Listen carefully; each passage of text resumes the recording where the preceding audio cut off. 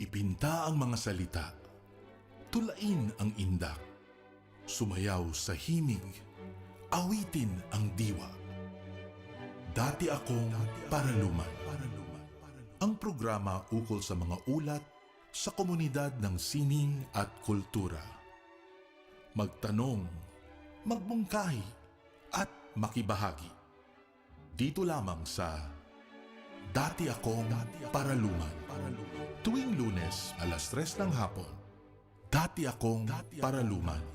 Sa Radyo Katipunan, 87.9 FM.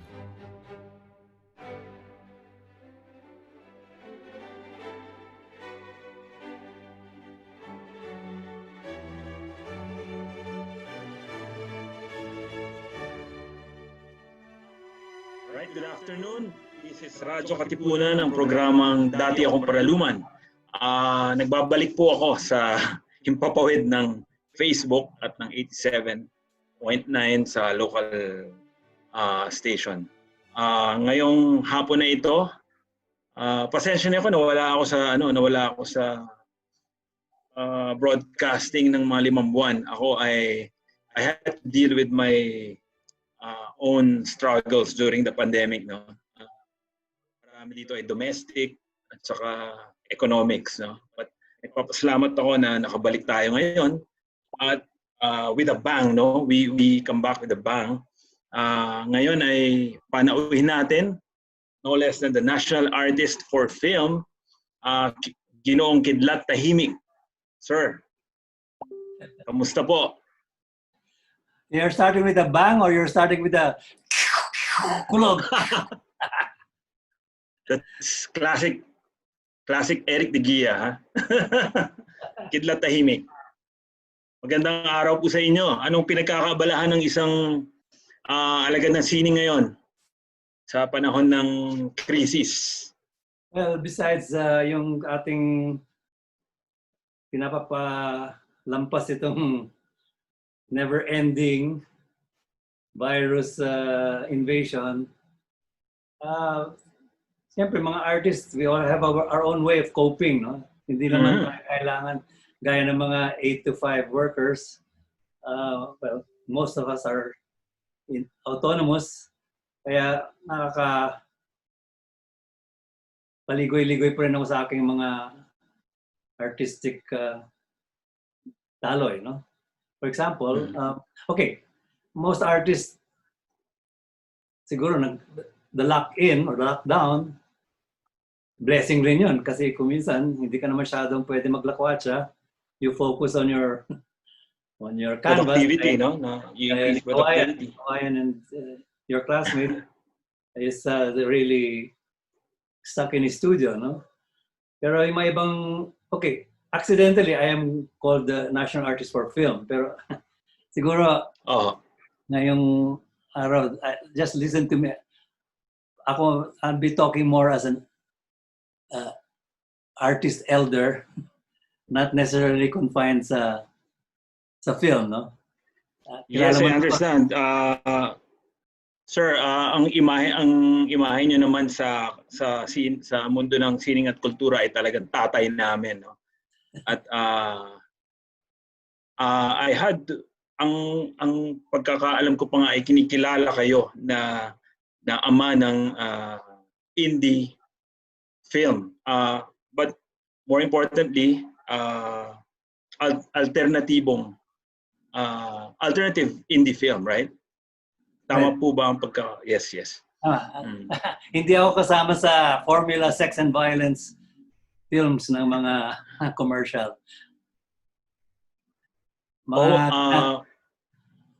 Bilang indie, ang mas ginagawa ko mga works that yung tumitingin sa kultura natin at yung nawawala nating kultura, salamat sa echo chamber ng Hollywood at ng mga television stations. So we have to keep track na hindi mawala yung ating sariling kultura, no? Yes, Tito Kids. Sorry, napapatawag ako Tito Kids dahil alam niyo lumaki ako sa harap ni Tito Kids, no? High school, kamag-aral ko yung kamag-aral ko yung pangalawa niyang anak at halos tuwing weekend ay nakatira ako sa bahay nila sa UP Village. Anyway, marami naman po ngayong pumapasok sa larangan ng cinema, no? At ang indie film ay very marami na pong nagki-claim na sila ay indie filmmaker. Pero what makes one an alternative filmmaker?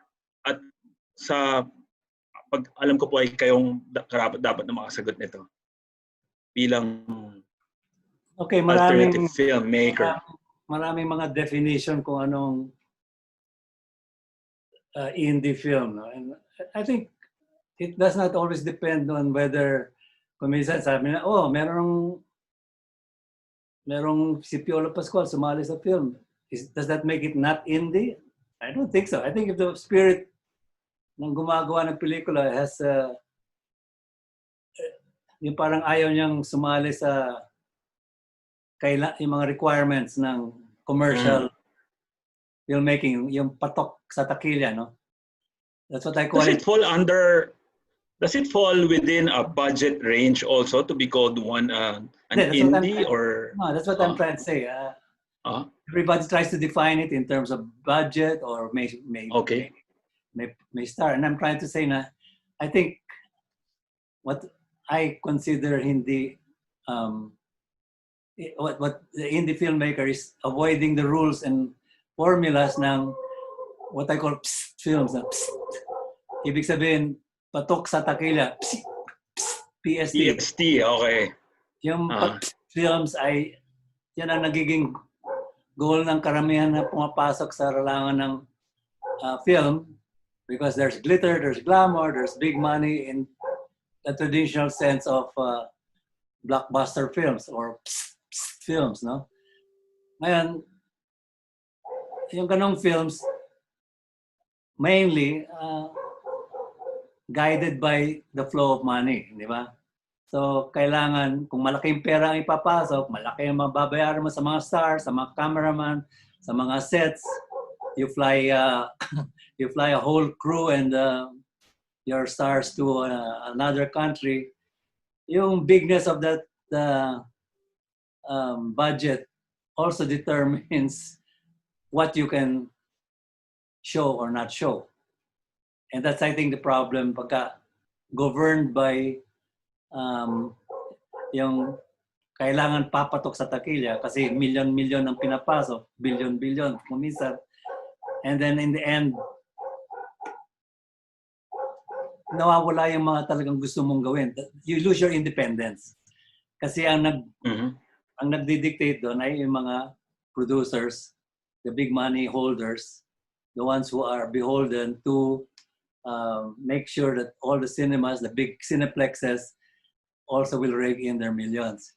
Pagka ganun ang unang umpisa mo, marami ka nang nawawalang kalayaan to do what you want to do. No? And for example, for me, mas concerned ako sa daloy ng kultura natin. I'm from Baguio, no? Dito ako sa Cordilleras. Nakikita ko na unti-unting nawawala yung kultura ng mga Ifugao, mga Kalinga, Igorot. I'm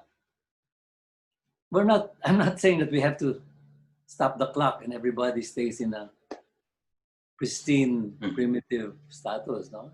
I mean, kasama na yung we're all going with time. Pero bakit kinahihiya ng mga karamihan na mga na-colonize na Igorot, kuminsan kinahihiya nilang kultura nila. So as an independent filmmaker, I try to, yung consciousness natin na hindi nakakahiya yung magbahag. Hindi nakakahiya ang mag-ritual, kausap mong kalikasan. Come on, those were age-old practices na mas relevant pa ngayon, di ba? With climate change and ang dami nangyayari sa mundo. Yung kaalaman ng ating mga katutubo, our fellow Cordillerans here, bakit natin kahihiya yung kaalaman nila? Siguro yun ang kailangan ng mundo ngayon, no? And dito nakakalungkot na malaman to. Hindi yung kamalayan namin dito na na itong isang sektor ng lipunan ay parang kinahihiya nila yung pinanggalingan nila. Nakakahala to. Pero ito nga kayo, you advocate for pushing for the enrichment of the culture, no? Yeah. A lot of romantics. Di ba tawag sa atin mga artist, ay, mga romantic kayo, kaya gusto lang nyo ibalik yung nakaraan. No, it's not. Yeah. To a certain extent, we are romantic. Kaya ganito. That's why we chose art, di ba? That's why we don't want to be bankers. Pero yung concern, okay, you can also go into art and just make a lot of money. Kung ano yung trending. And if you only go for what's trending, maraming hindi na nasasama sa diskusyon. Maraming hindi na ibabalita o hindi na ilalabas sa mga pelikula. And I think I'm always striving for some balance. Kailangan bigyan natin ng pansin yung kayamanan natin. Bilang bago dumating yung mga colonizers, bago dumating yung mga Espanyol at mga Amerikano, ang yaman natin. Pero they taught us na, kayo, mga primitibo kayo, mga backward kayo, mga pagan kayo, nakakaya kayo. You have to be like us, man, like us in New York, or us in Boston, or in Paris.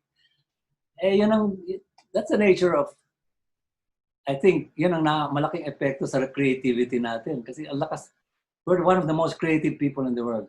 Believe me. I've traveled everywhere, nakikita ko. Yung paglilikha natin mga Pilipino, iba. And if we just stand on it and say, sige, I can look you in the eye, whether you're from Hollywood or whether you're from Paris or Japan, kayang yung creativity namin mas malalim pa siguro sa inyo. Yun lang. A lot of our artists have been colonized also. So if you want to copy, you want to be the Picasso of the Philippines or the Andy Warhol of the Philippines or the Elvis Presley of the Philippines, yan ang parang nagiging standard ng maraming trying to stay in the trending. So let's go back. Yeah, go ahead. Yes. Yung mga pananaw nyo na yan, siguro, would it be safe to say that, kasi ang pagkakakilala ko talaga sa inyo ay you don't work with, you don't collaborate with, say, script writers, right? Or cinematographers, pag gumagawa kayo niyan. I'd like to think, dyan nyo kinukuha, no? Sa mga pananaw nyo na yan, ang daloy ng script ng isang Eric De Guia film, no? Be careful, Eric De Guia is an MBA and I don't... I'm sorry. Yes, Kidlat Tahimik film. I heard somewhere that you consider Eric De Guia dead already, so yeah, I respect that.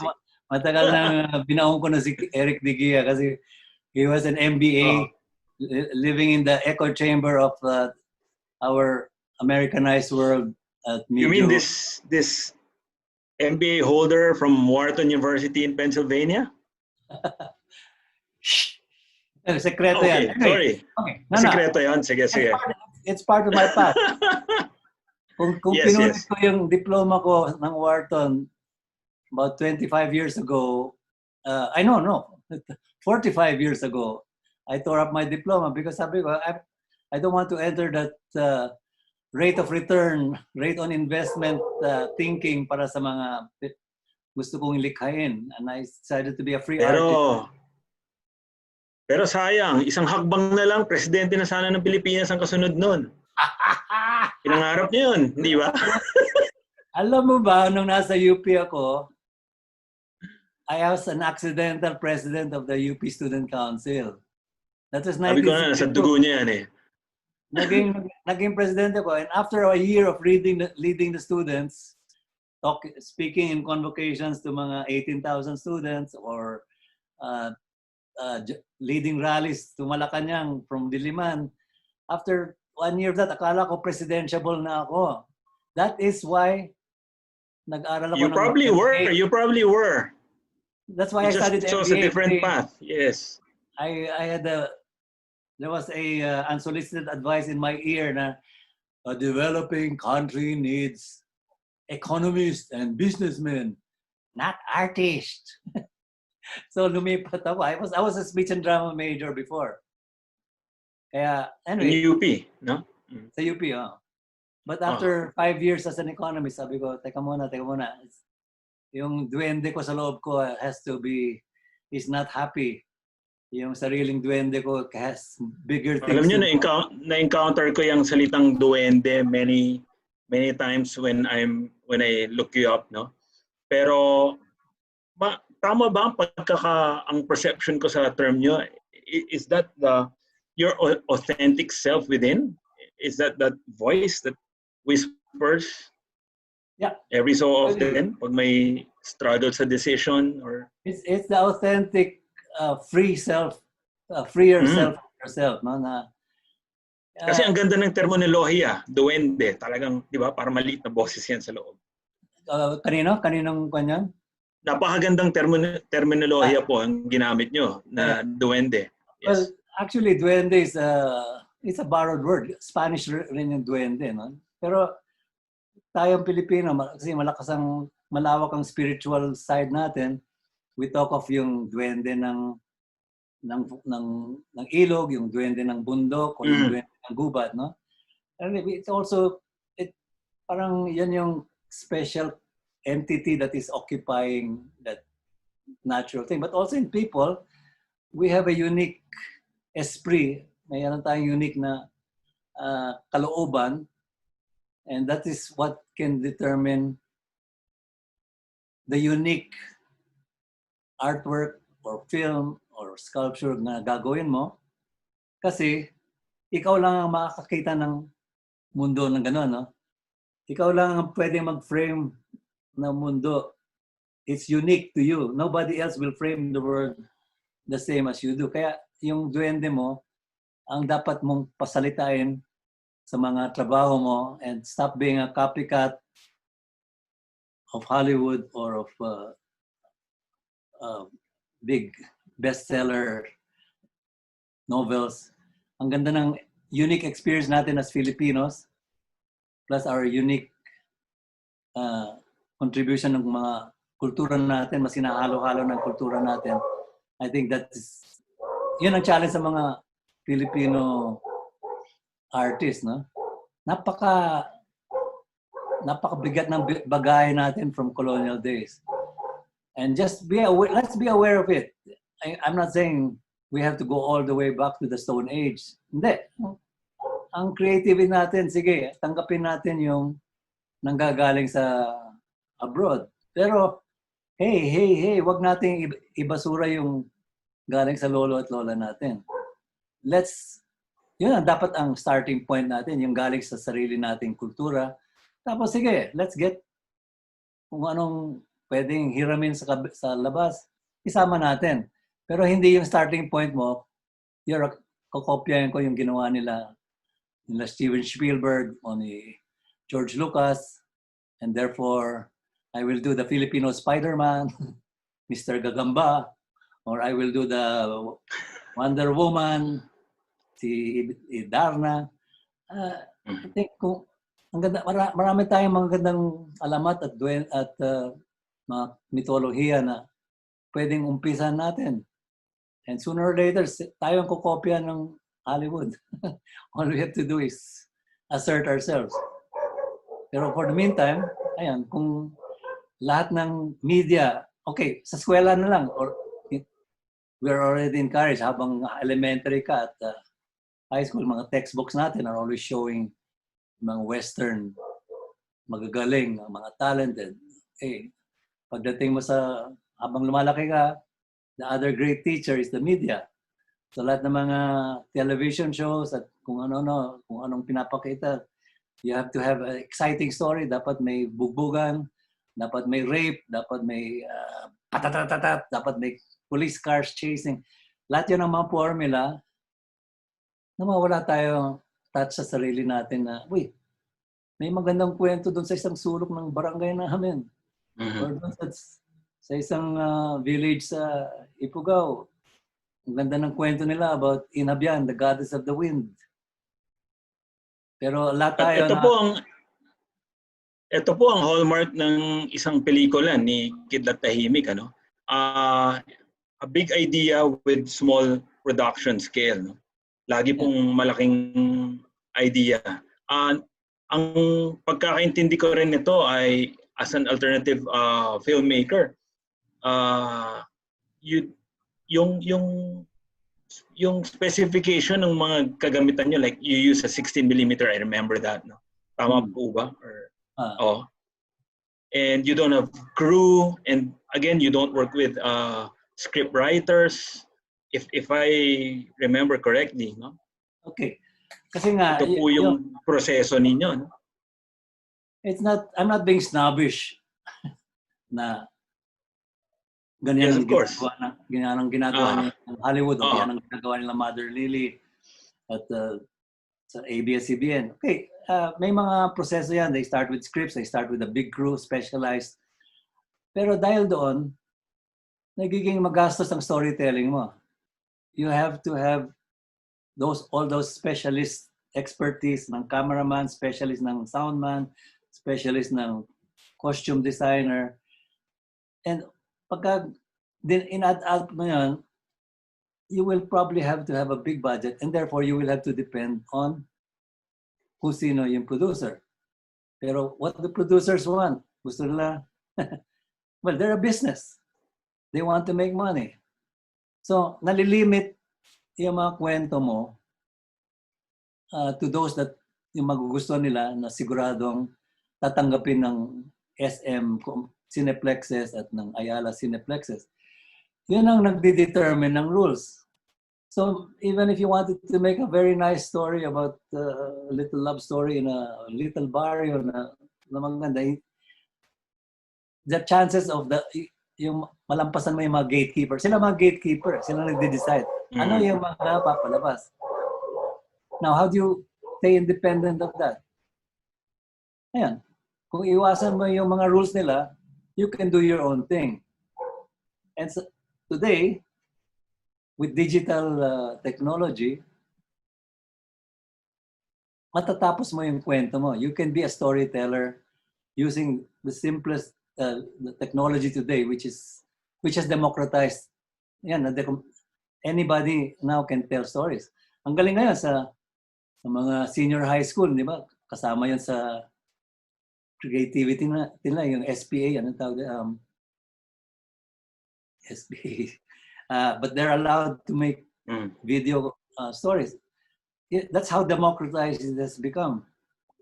As a matter of fact, yan ang project ko ngayon. No? I want to sponsor a nationwide contest sa mga senior high school.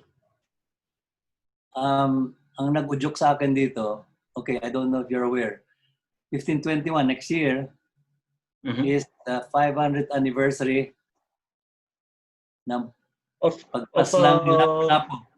Lapu-Lapu was able to... Yes, of Christianity, no? Yes. That's another side, Christianity. Pero ako, I want to celebrate.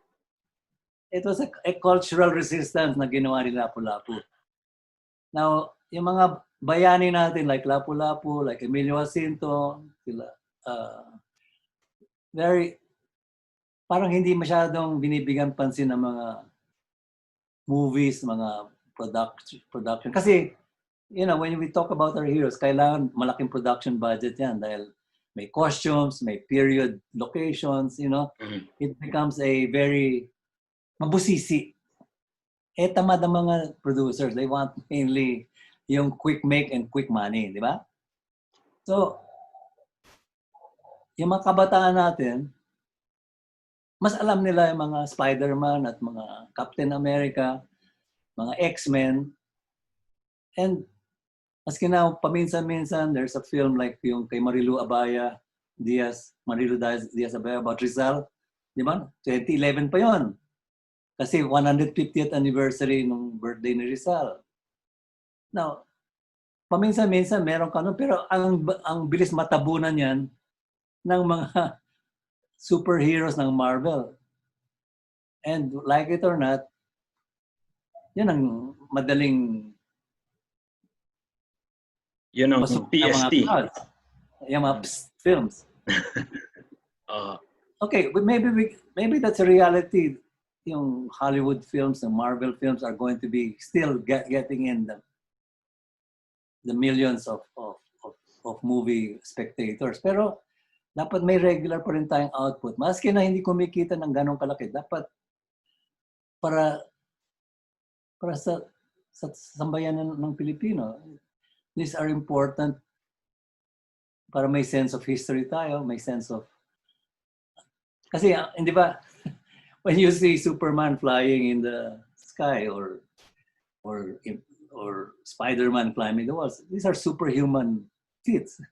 Hindi mo kayang gawin yan kung tao ka. Pero at least if you watch a Jose Rizal film o yung kagaya ni Goyong, you can identify with Goyong being a media playboy. Or you can also identify with him na he has certain fears. Pero in the end, sige, sugod mga kapatid. It becomes a kind of a action na we can identify tayo mga spectators. Pero lahat na itong mga may laser guns at kung ano-ano mga ginagawa nila, it's just para in the moment magkaroon ka ng visual orgasm.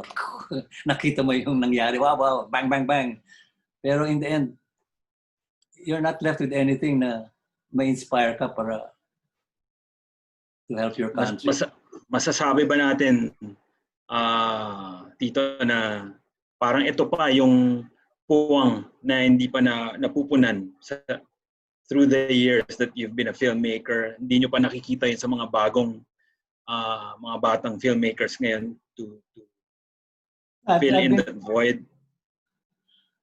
At least, with Cinemalaya, it's been a good thing. Maraming na-encourage na sariling duwending ng mga young artists, no? That has been a good parang pangsigla sa creativity ng ating mga potential filmmakers. Okay, you still need some skills to be able to enter that contest and to be able to be accepted into the finalists. Pero that's what I want to deal with the high school students kasi they're still free. Di ba parang bata, bigyan mo ng pencil at paper at crayons at kung ano-anong ginagawa, mas libre sila. Pagka mas matanda na sila, kung papasok na sila sa Philippine High School for the Arts, meron na silang trying to be. At nagsisimula na po ba yung advocacy nyo on that with ang target ay high school audience, even in Baguio? Yeah, I'm trying to work with the FDCP. We're just working out the technicalities. Also, in 2 weeks siguro pagka itong opening ng DepEd ng school, pagka medyo nag-subside na yun, I want to talk to the DepEd too. Para kailangan kasali ang DepEd dito kasi I'm sure it will be a good program for them. I'm sure they will even like it. Parang binibigyan lang ng focus yung mga project ng mga high school kids, no? Sa senior high school. But I think, okay, anong gains dito? If you have this kind of, anyway, these kids will be doing some kind of films during their senior year. Pero if you focus on ito, malapit na 1521, let's try to do films about our local bayani. You can do something directly about Lapu-Lapu or about, kasi mga Cebuanos, sila nang umpisa ng arnis.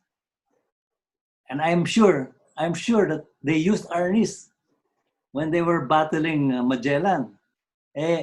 All our paintings ngayon, whether it's Botong Francisco, si Manansala, or these people, siyempre ang focus nila is yung mga Hollywood-type images, no? Yung mga, wow, maskulado talaga palagi si Lapu-Lapu at, of course, a lot of the paintings are even ang bida pa nga si Magellan.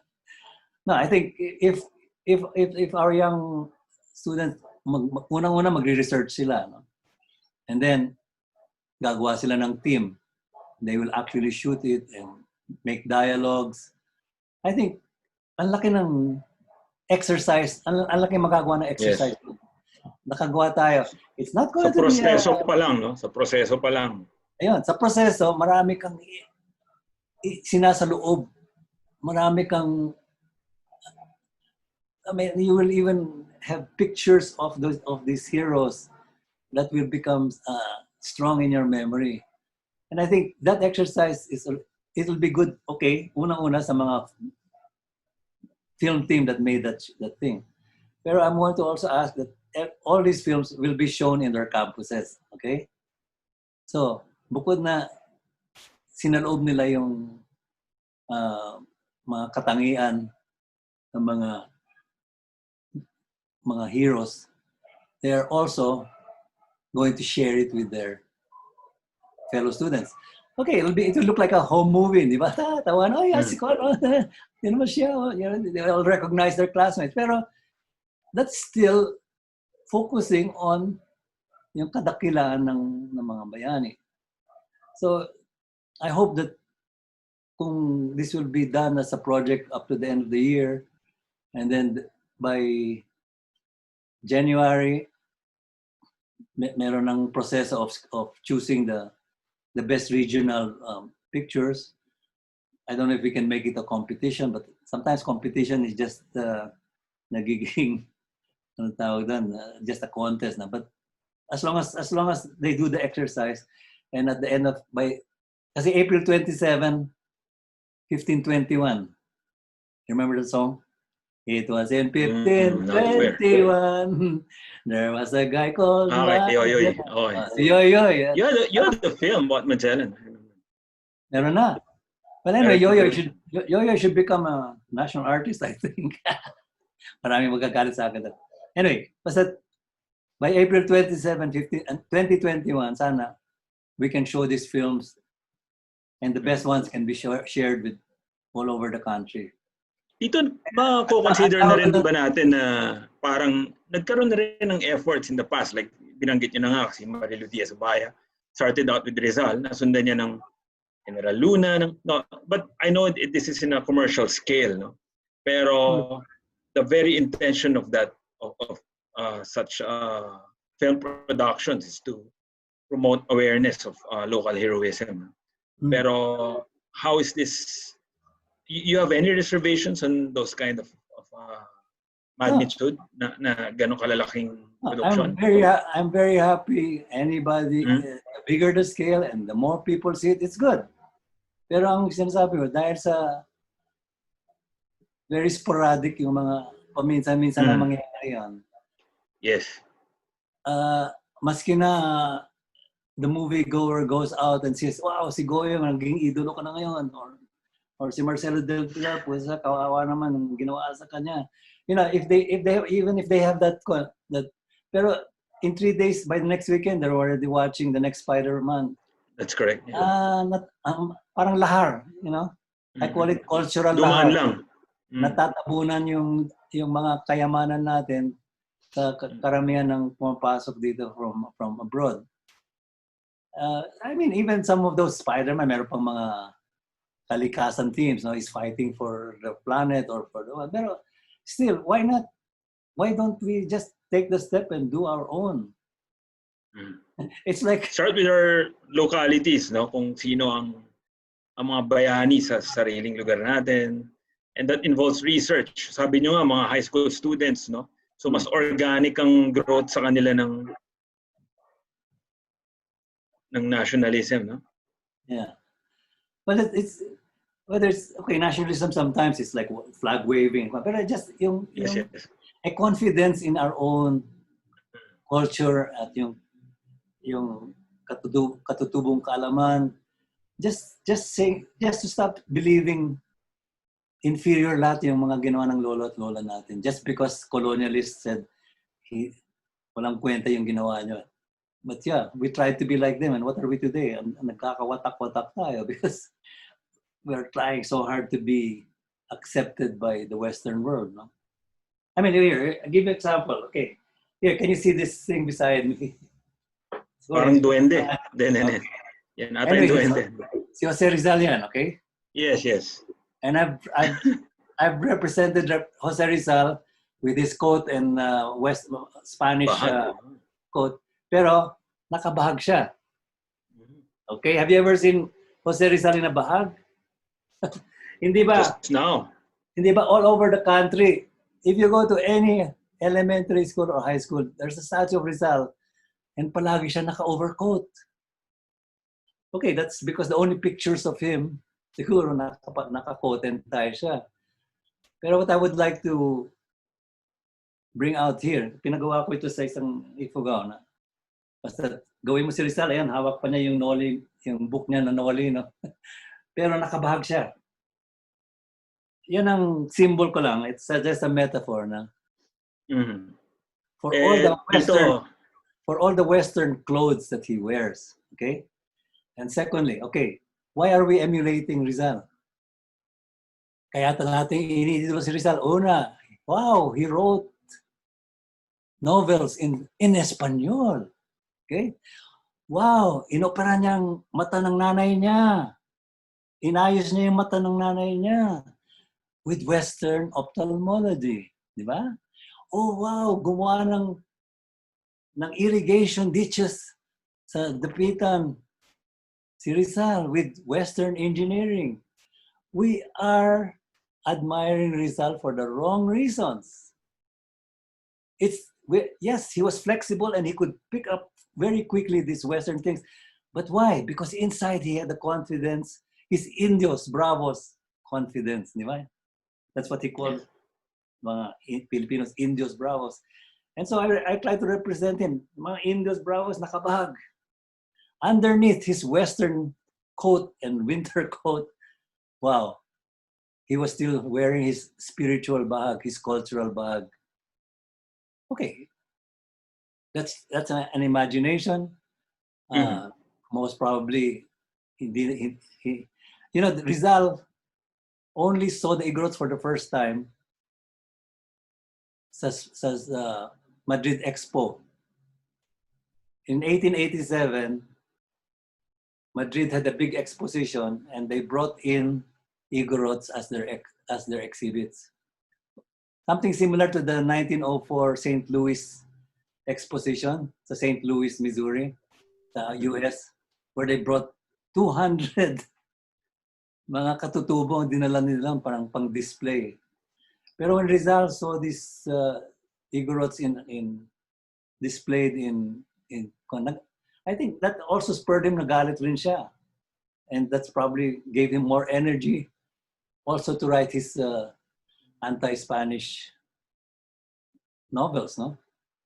So I want Rizal to be remembered as inside that word that I always use, yung indigenous ni Jose Rizal.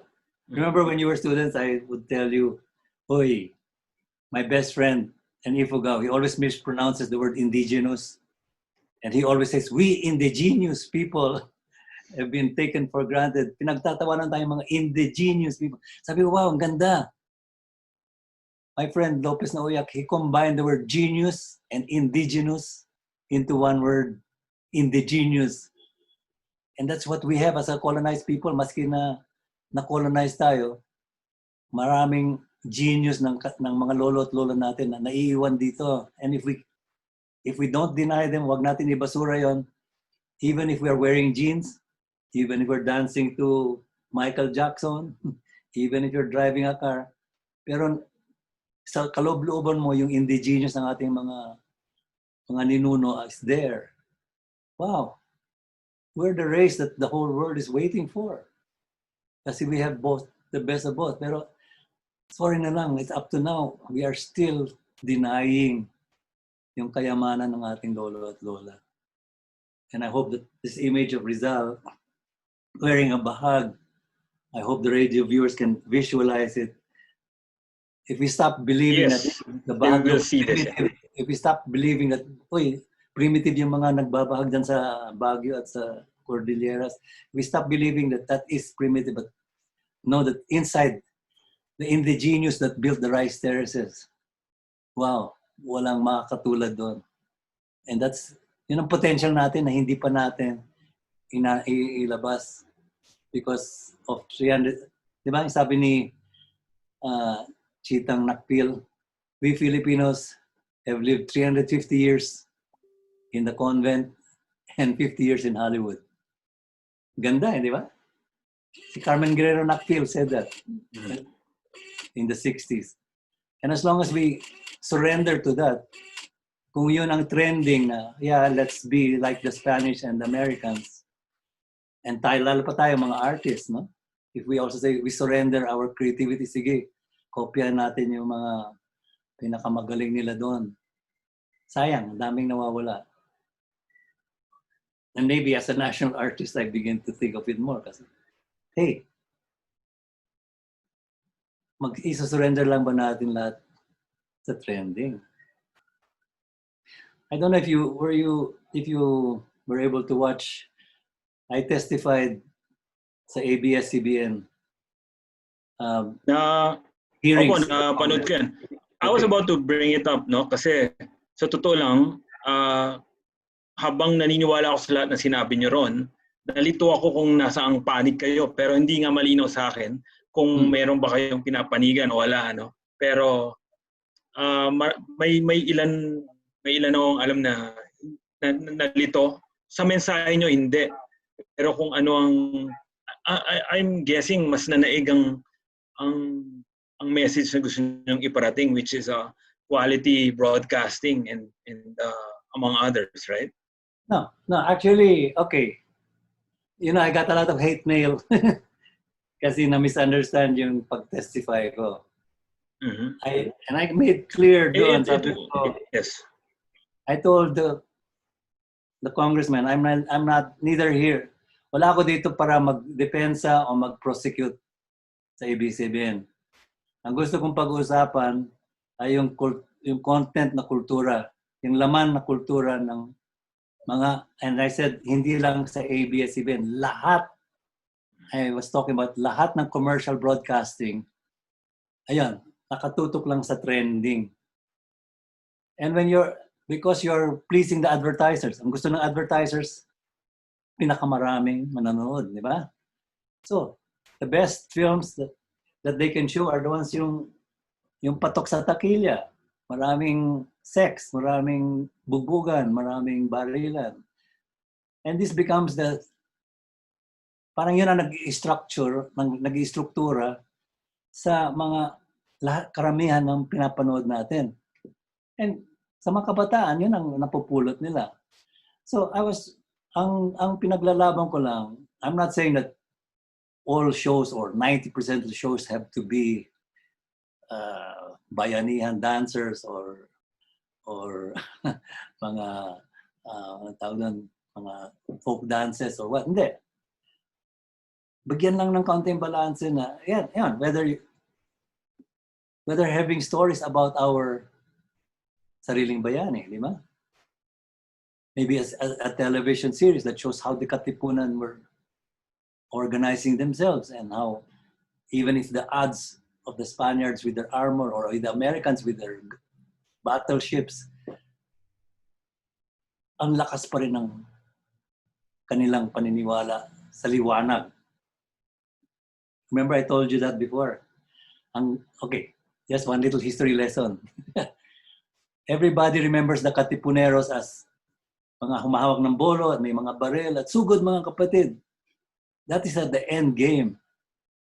Yung sumusugod na sila at nakikipag-gera sa mga Espanyol. But before that, ang umpisa ng mga Katipuneros was they were a spiritual brotherhood. Sa spiritual sila nagsasama kasi ang hinahanap nila ay liwanag. Okay? Kaliwanagan. It was a spiritual goal of the Katipuneros to find enlightenment, yung kaliwanagan. Kasi sinusuppress ang kaliwanagan ng kulturang Espanyol. They were being trampled upon, nawawala yung connection nila sa kataas-taasan. And if we remember that, these are the strengths of the Filipinos. Yung alakas ang spirituality natin. I'm not talking about religiousness, okay? Iba yung dalawa. Ha? Ang spirituality is a connectiveness with the spirits, including kalikasan, including mga uh, other dimensions, because we are a very spiritual people.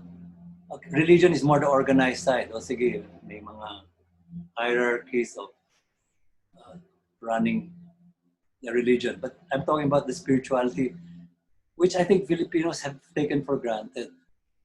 Ang lakas ng ating kultura sa pakikipagbagay sa mga hindi material. Do you remember, maybe I can just bring one more aspect here. No? Mm-hmm. Do you remember my wife, Catherine? No? Of course. Nanay ni Kidlat at Kawayan at Kabunyan. Okay. I think when you were there, she was studying in UP to get her yung PhD niya in kapwa psychology. Yeah, I remember her. She's tutok na tutok siya sa mga aklat niya noon eh. But she would always find time to cook for us. Yeah. Just yung doctorate niya was in kapwa psychology. What is kapwa psychology? Okay. For so many years, yung mga psychologists natin, ang pinag-aaralan nila palagi, si Sigmund Freud, Carl Jung, si Skinner and his rats, di ba? And Dr. Virgilio Enriquez, about 40 years ago, sabi niya, bakit tayo nakatutok kina Freud at kina Carl Jung at Skinner? Anong connection natin sa framing nila? We have to find our own core values of Filipinos as a starting point. Hindi gaya dun sa Europe, ang starting point nila was industrial society, di ba? And competition and stress and ganon. But dito, if we want to understand the Filipinos and yung psyche natin, ang starting point natin is ang core values natin at that magde-develop tayo ng methodology around those core values. And that was, ang na-discover nila was pakikipagkapwa. How we, as a Filipinos, we include human the other. connection. We connect the other in ourself. The self in the other. That is what Sikulayang Filipino is all about. And I suggest to sa mga listeners, i-Google nyo yung kapwa psychology. So we can understand our Filipino, yung daloy ng ating kultura, which is so different from the way Freud and Carl Jung are embracing it. May relevance pa rin kuminsan. And I'm saying, yeah, people maybe in Makati or in very westernized enclaves of the Philippines, yeah, maybe they can look for Freudian psychologists. Pero karamihan natin, the market vendors, yung mga tao sa bundok, yung mga jeepney drivers, yung kapwa psychology, yung pakikipagkapwa is still the main thing that brings us together. And siguro as artists, yun ang unang dapat natin i-recognize, no? So that we also stop being copycats. Kailangan natin alamin na iba yung daloy natin. We can watch all these Western movies and cold killers and serial killers and rapists and all that. It's happening here, but I don't think it was part of our old pre-colonial culture. And siguro yan ang mga concerns ko. And I'm hoping as a national artist, I can make people just look into things like that. And especially itong mga kabataan, mga young artists. You're still young. That may medyo, So we can find new anchor points kung saan ang daloy ng creativity natin. I think yung kapwa psychology has a good starting point for painters, filmmakers, sculptors, writers to look into, and siguro malaking contribution yan. Then we can be big contributors to world art and culture. Napapaisip lang ako, Tito Kids, no? Na habang sinabi niya na yung parang pinakamagandang asset natin is yung kapwa psychology or connection. The absence of it sometimes lead to to what we are now, to what this government is right now. No?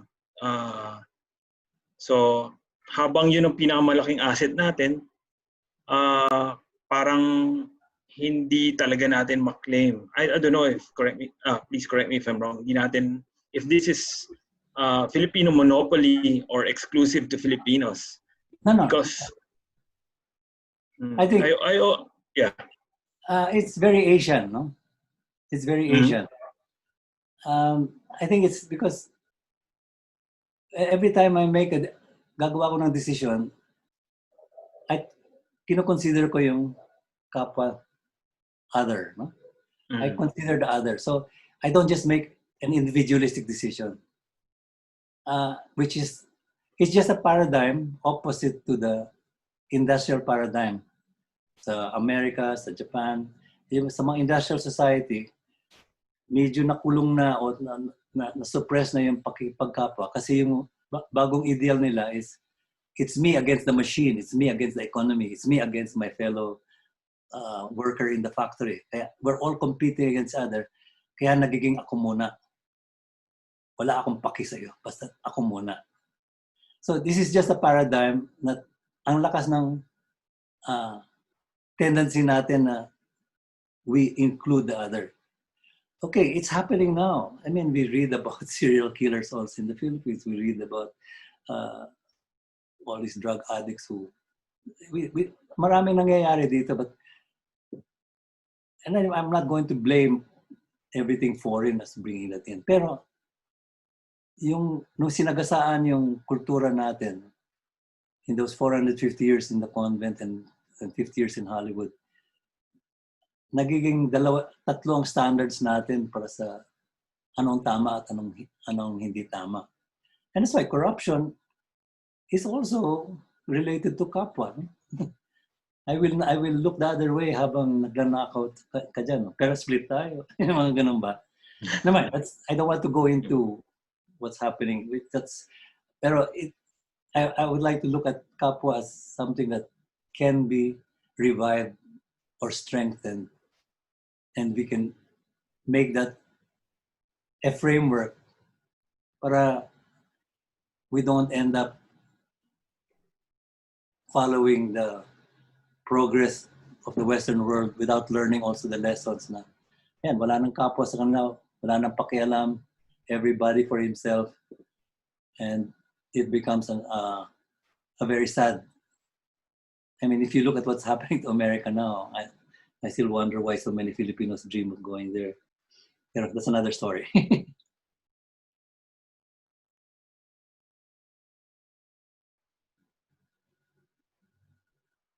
But as sorry, maybe, sorry. Yeah.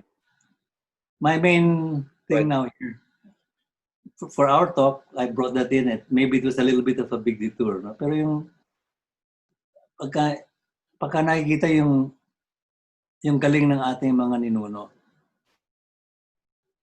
instead of easily classifying them as heathens and mga walang alam at mga primitibo, ganun, in that negative sense. But if we, for example, yung alam natin yung pakikipagkapwa nila was not just sa kapwa-tao, pero yung kapwa-gubat, kapwa-ilog, kapwa-bundok, no? That's why if the whole world today listened to the indigenous people, siguro hindi nangyari itong abuso ng planeta. We wouldn't be having climate change and global warming if nakinig tayo sa mga ating ninuno na they treated the tree as their brother and sister. They treated the moon as their mother. Yung bundok, parang kapatid nila. All these things put a cultural preno na hindi natin inaabuso yung kalikasan. And as long as we have that preno, it's a respect for, a mutual respect for kalikasan who is helping us, who is part of us. Kaya tayo narito because kalikasan provides for us. Pero when we picked up the colonial attitude na, oy, pare, let's put a $ sign on every pine tree in Baguio. Okay. Let us rape that forest. Basta we become rich, we become greedy, I think yun ang loss of balance natin. And maybe artists can help bring these messages in their films, no? Or in their paintings, or in your music. Nag-flute ka pa ba? I'm guilty of not being as productive as any artist should be during the period. Pero Tito, I'd like to tell you that I expected this flow of conversation. It's beautiful. The logical order of things, the way you presented your ideas. Alam ko ganito kayo dati pa, no? And you've been consistent with your principles, with your.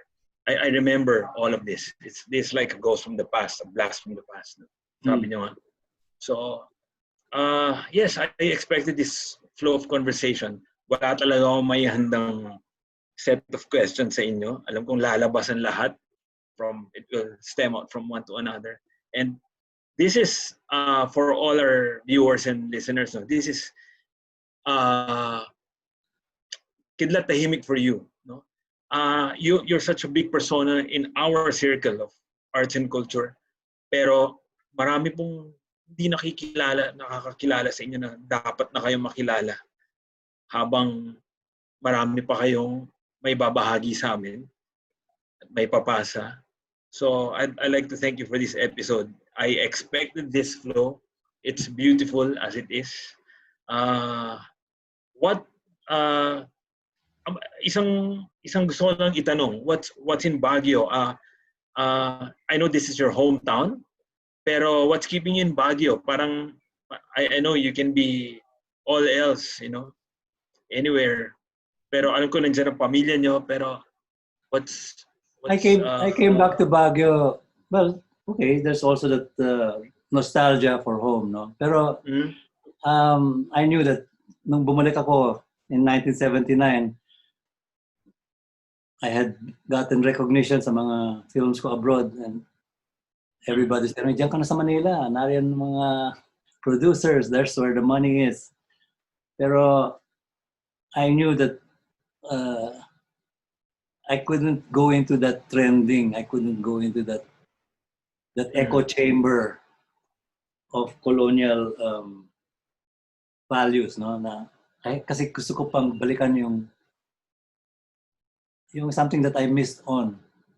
Siguro nung lumalaki ako sa Baguio, marami akong kalarong mga igorot at mga ipugaw, bata. Pero it was still they were the other, and I was the Americanized kid, di ba?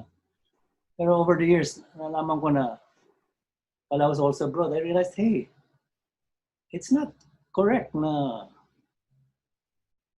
backward ang mga nagbabahag or mga hindi pa gumagamit ng mga kotse. Yeah, there are no roads in Ifugao.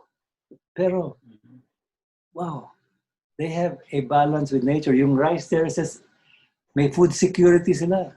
They don't have to import rice from Japan or from Thailand. What is it that they have?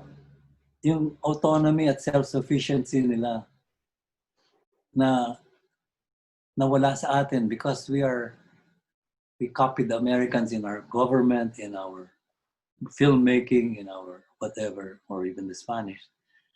And I could see that, sayang, even I, as a kid, may pakiramdam na ako na there's something about itong mga kalaro ko na, I mean, I couldn't climb a tree, but not only climbing trees, pero meron silang groundedness. At yun ang gusto kong balikan. And that's why, okay, let me mention here, you were asking also what I'm doing nowadays. Next year, I mentioned is 2021, no? 500th anniversary ng pagdating ng kolonyalismo dito.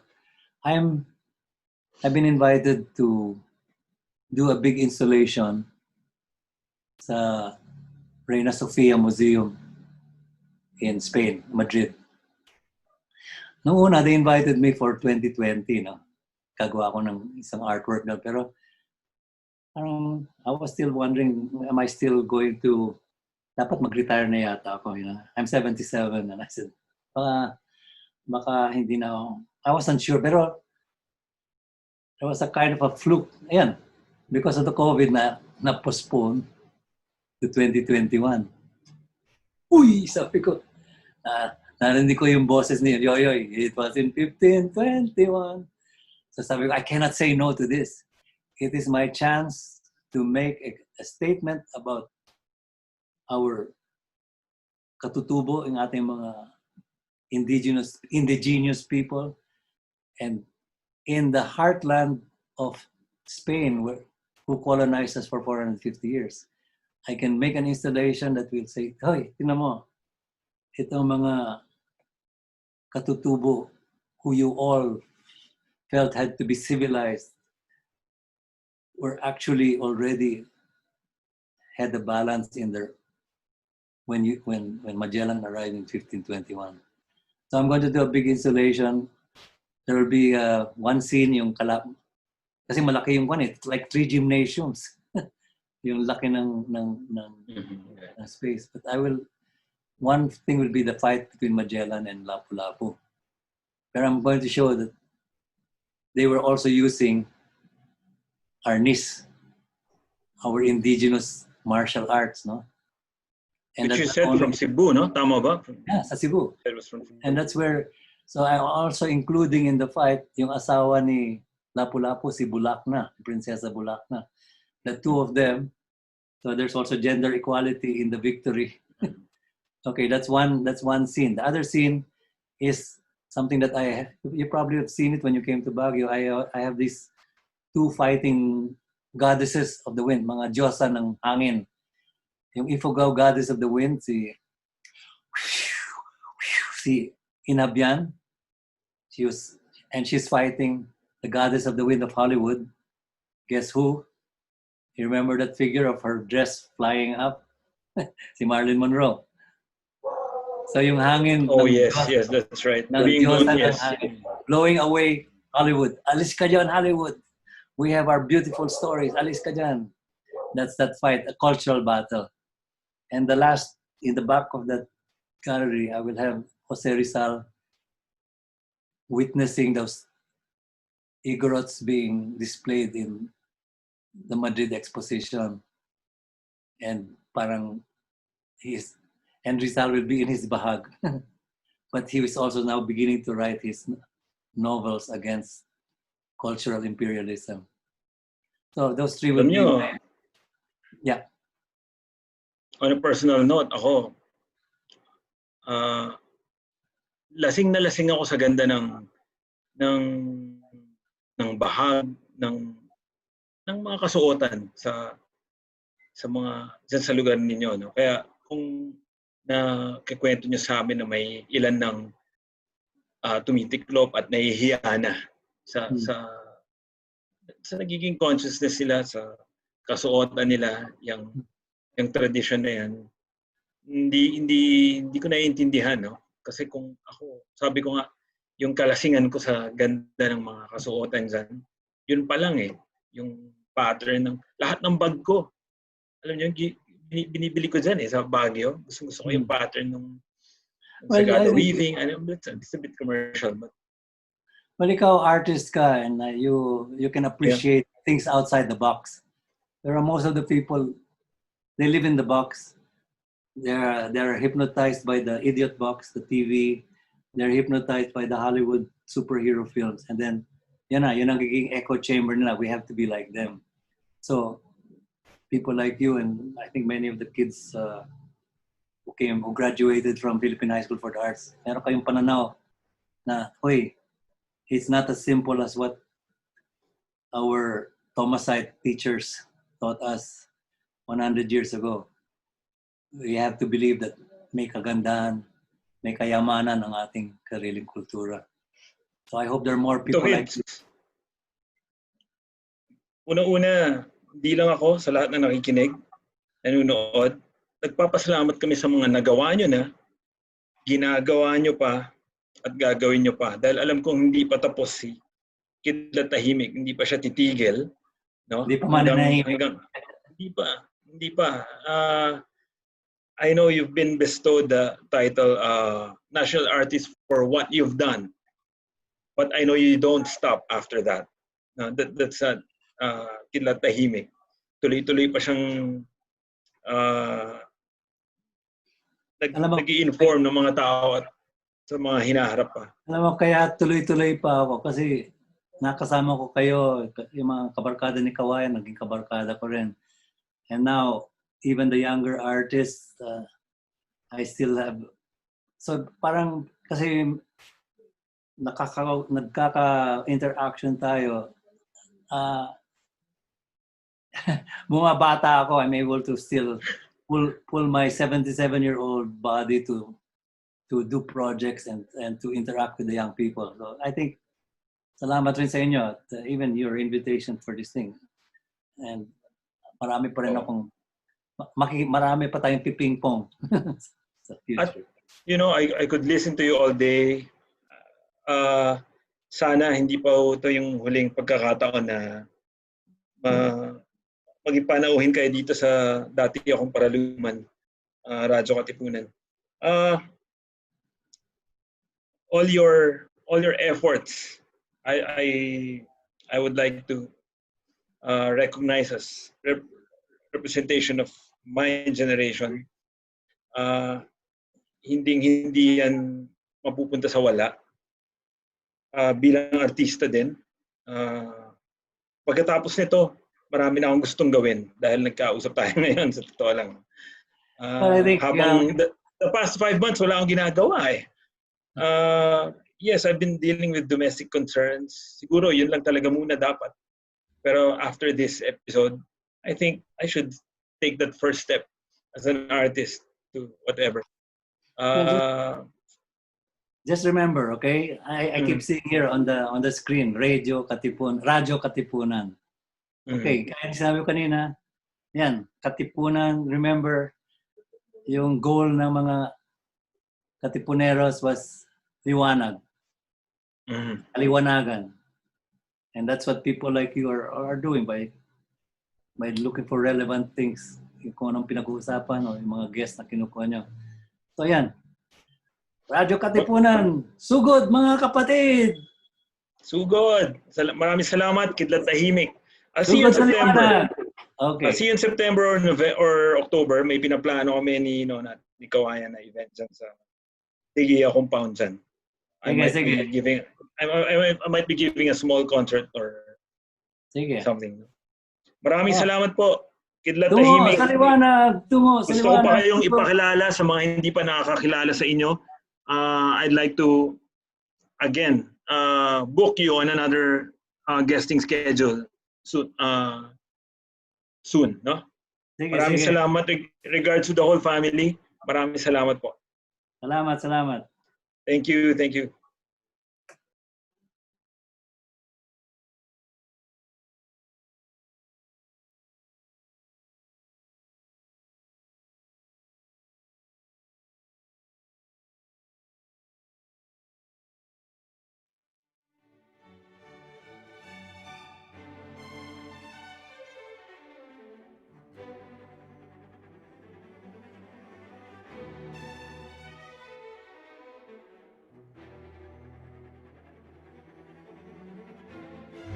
Ipinta ang mga salita, tulain ang indak, sumayaw sa himig, awitin ang diwa.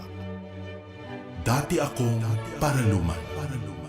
Ang programa ukol sa mga ulat sa komunidad ng sining at kultura. Magtanong, magbungkahi, at makibahagi. Dito lamang sa Dati Akong Paraluman. Tuwing Lunes, alas 3 ng hapon. Dati Akong Paraluman. Sa Radyo Katipunan, 87.9 FM.